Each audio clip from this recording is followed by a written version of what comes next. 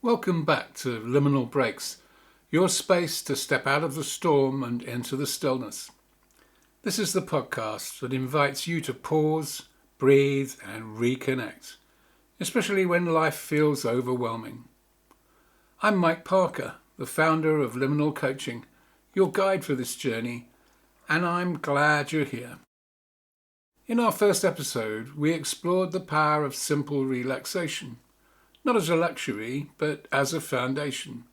We introduced the drift to peace moment and the idea that productivity, creativity and sanity all begin when we allow space in our day to deliberately daydream and connect with our subconscious capabilities, allowing it to make the major contribution it can and will if permitted. Today, we're turning towards something harder. Staying steady in the middle of chaos. This episode is called Riding the Storm. It's about what happens when life doesn't slow down, when you're in the flood, when it feels like you're being shouted at by the world or by your own inner noise. Maybe you're dealing with bad news, conflict, exhaustion, or just the relentless pace of demands that seem to pile up without pause. It is essentially about dealing as best we can with events and forces over which we have no control. We're not here to pretend that that's easy, but there are tools, simple, powerful tools, that can help you stay connected to yourself when the world feels like too much. And today we'll be introducing one of those tools, the Riding the Storm moment. A short guided practice that helps you hold your center without needing everything around you to change. So take a breath. You don't have to brace. You don't have to push through.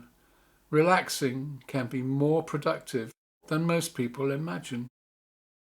Let's explore how we get pulled into that feeling of chaos in the first place.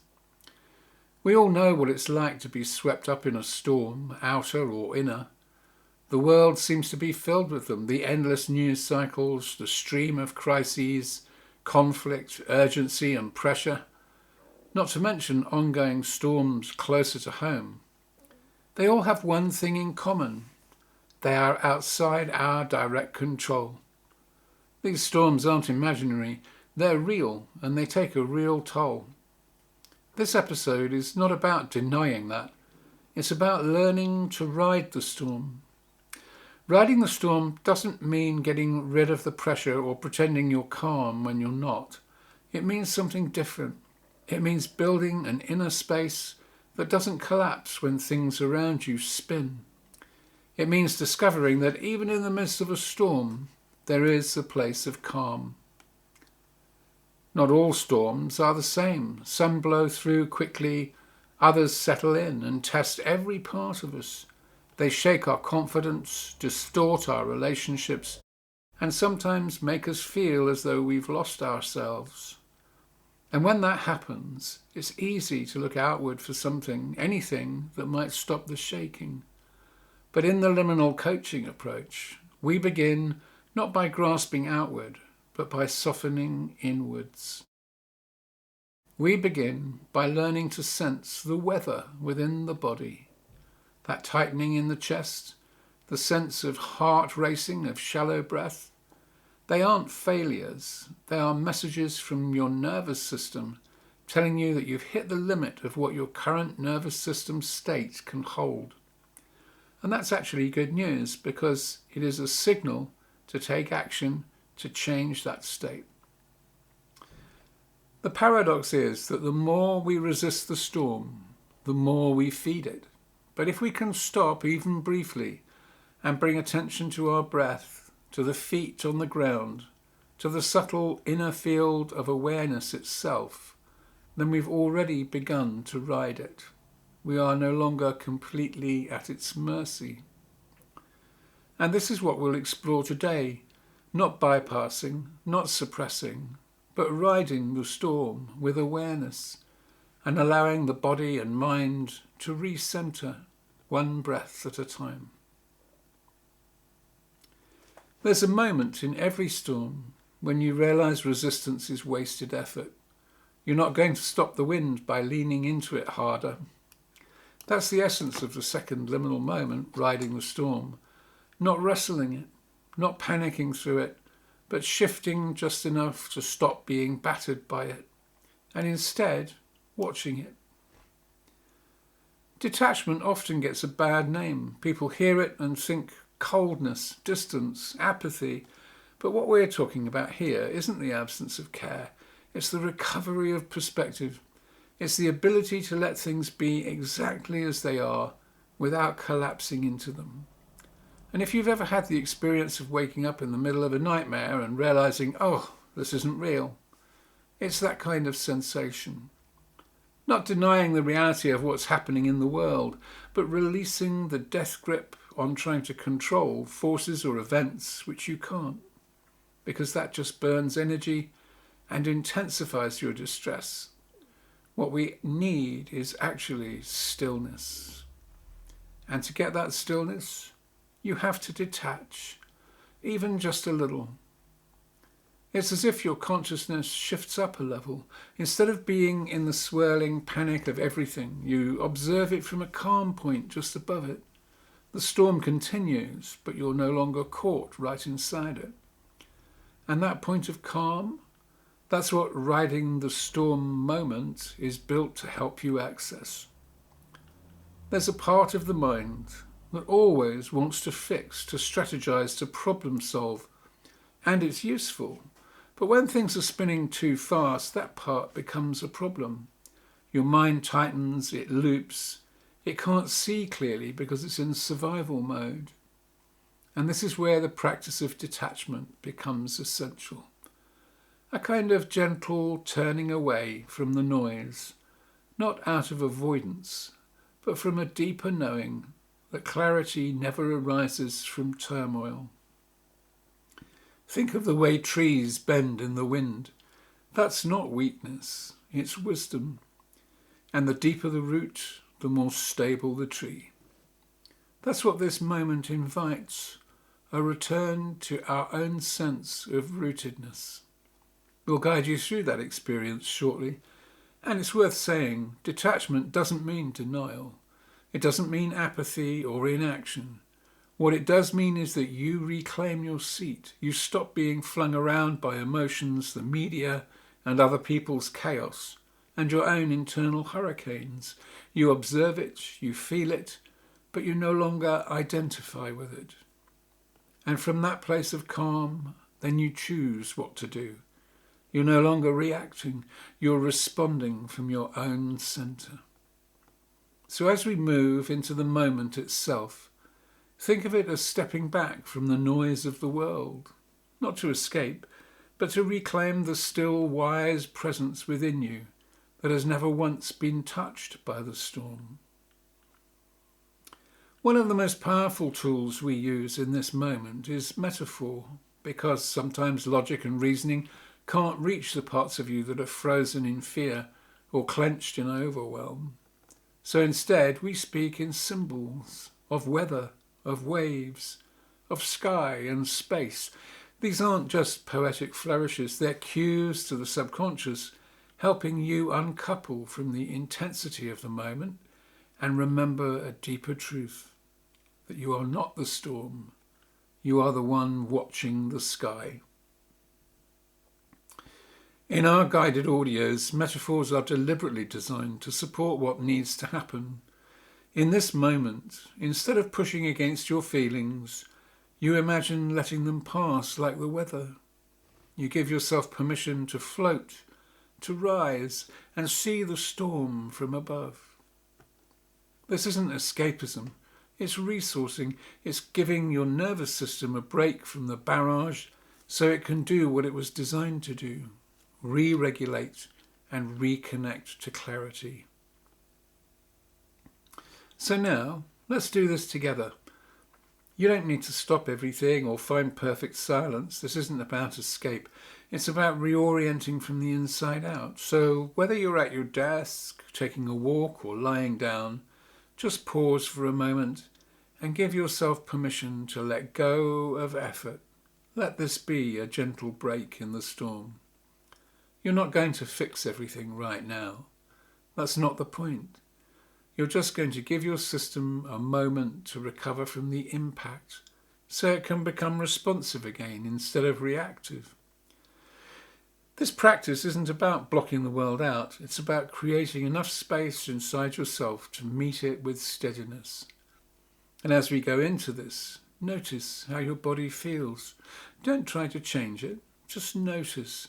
Is there tension in your chest, a tightness in your jaw, a buzz in your belly? Whatever it is, don't fight it.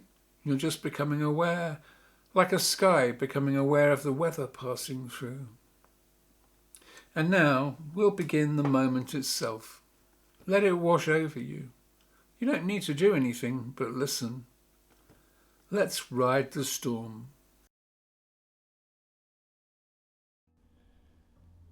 It isn't a meditation or a tool. It's a moment.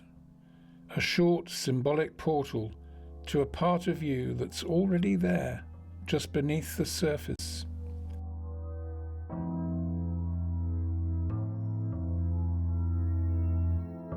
Begin by relaxing every single muscle as much as you can. Take a deep, relaxed, easy breath in, breathing from your stomach.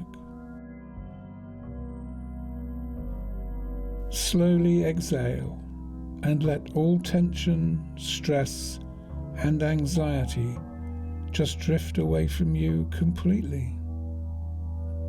There's nothing to do. Just follow the drift. You find yourself walking through a wood of peace and quiet reflection. The evening light plays on the leaves, the sun low in the sky. Night is not far off, but you feel completely safe and at ease here. With each breath, let your body settle a little more, your weight supported by the earth beneath you.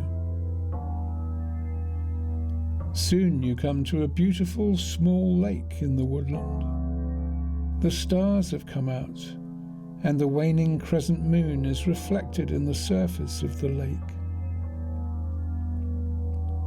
You sit down on a rock underneath the spreading boughs of a mature tree and gaze quietly at the stars and moon in the lake. The silver light is beautiful, and it's easy to fall into a gentle reverie.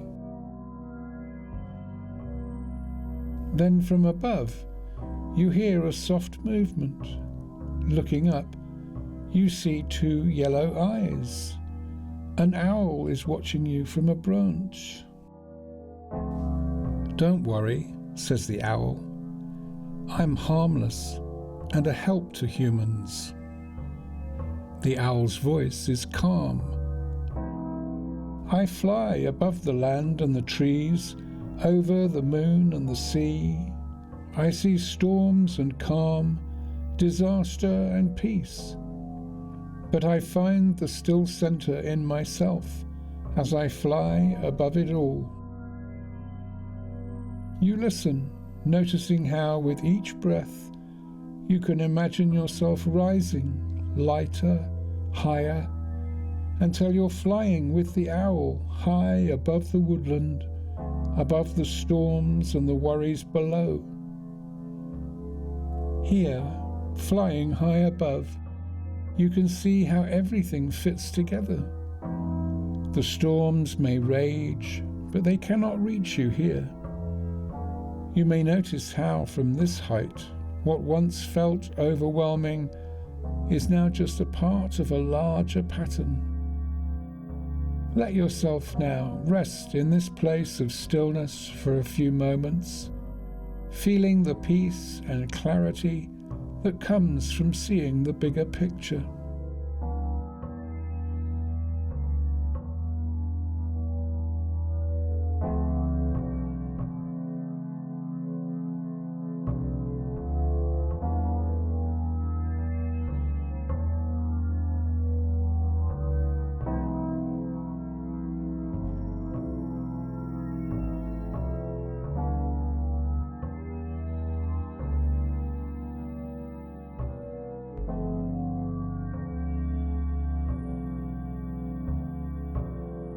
And now, as you return, the owl reminds you. When you feel stuck, when everything feels too much, breathe and imagine flying high above it all, floating on the wind. When it's time, you'll know when to return and act. Imagine yourself now, sitting upright with your feet grounded, resting your hands lightly on your knees or thighs, palms down, your fingers spread outwards like wings. Breathe in, seeing yourself rise. Breathe out, seeing yourself steady in the sky above the weather. And as you imagine this, the action becomes a key to this state. So when you take this action in the future, it will bring you back here. Now, when you're ready, gently begin to return, bringing with you all the peace and insight of this place. Make your way back through the woodland in the starlight, feeling a great sense of peace and calm.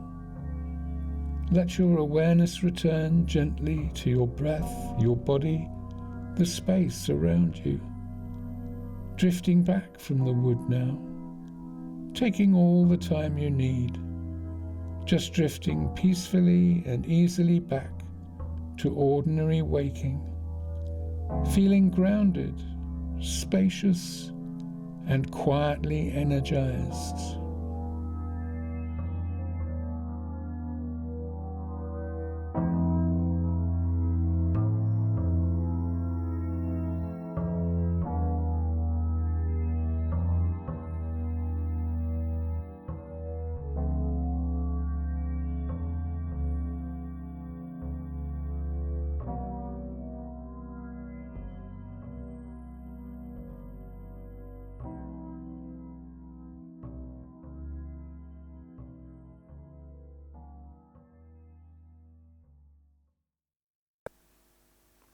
And as we come out of the relaxation, just take a moment to sit quietly. Let your breath settle. You don't need to move straight away. Sometimes the mind needs a few extra minutes to stitch the edges of the experience together. This isn't about fixing anything. It's about allowing space. Space for your nervous system to reset. Space for your mind to let go of the continual alerts that keep it spinning. Space for emotions that were just too loud to finally fall quiet, or at least quieter. One of the curious things about stormy states is that they often hide their origins. We're caught in agitation or panic, and we lose the thread of how we got there. But when we practice detachment, when we learn to pause and see the storm rather than be the storm, we begin to see where we pick it up, how it feeds, and most importantly, how we can begin to set it down. The metaphor of riding the storm is deliberate. We're not denying that intense emotion or stress is real. We're choosing to ride it differently, to stay stable through deliberately inducing detachment, and to know that storms do pass.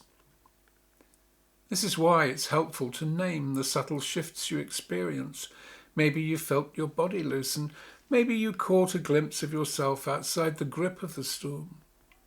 These small recognitions create a thread you can return to in daily life, not just in crisis, but in the microstorms that often go unnoticed.